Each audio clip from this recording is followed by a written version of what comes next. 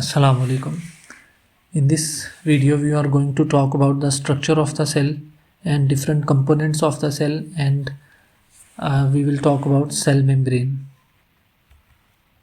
So a cell is formed by cell body and cell membrane, and the cell body includes the nucleus, the central portion, the central region of the cell that holds the genetic material of the cell, and surrounding this nucleus is an aqueous material which is called as cytoplasm, and different organelles and substances are present in this cytoplasm, and this cytoplasm is wrapped by a cell membrane.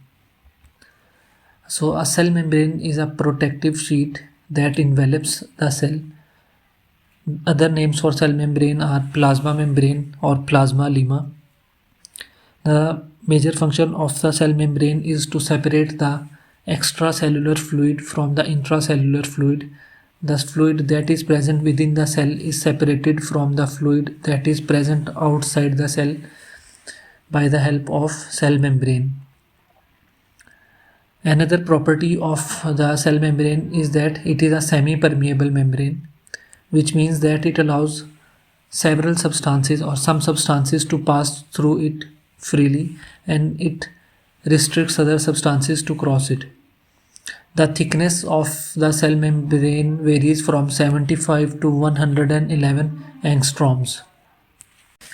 Now let's talk about the composition of the cell membrane. The cell membrane is made up of three components: proteins, lipids, and carbohydrates, and the percentage of these substances in the cell membrane is proteins are 55%, lipids 40%, and carbohydrates 5%.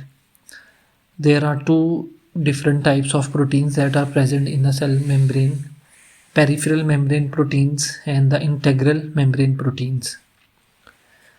Lipids are made up of, we can describe lipids as they are made on glycerol backbone, and to that glycerol backbone two fatty acid chains are attached which are hydrophobic, and to the third carbon of the glycerol a phosphate group is attached which contains a negative charge, and that group makes up the head of the lipids. Then we have carbohydrates. Now let's move towards different models of the cell membranes that were proposed by different scientists. First is the Danieli-Davison model. This model was proposed by James F. Danieli and Hugh Davison in 1935, and this model was accepted by many scientists. According to this model, lipids are present in a form of a bilayer, and this bilayer is sandwiched between proteins, but the proteins that are sandwiching the lipid bilayer are present in a form of a globular shape. Next we have unit membrane model. This model was proposed by J.D. Robertson.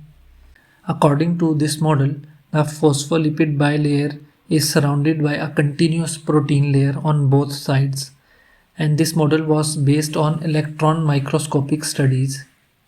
And below is the diagram of the unit membrane model.